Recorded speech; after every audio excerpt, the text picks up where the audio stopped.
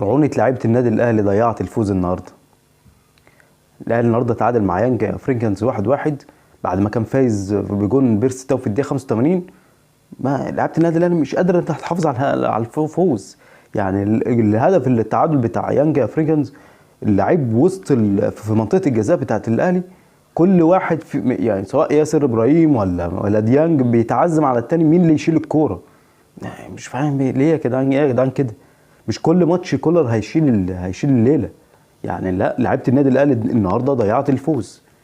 الفرص اللي بتضيع من النادي الاهلي، حد يقدر يقول لي كولر يقدر يعمل معاهم ايه؟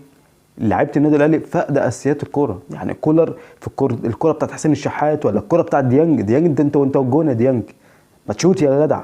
انت مش عندكش ثقه تروح مرجع الكوره بريستو.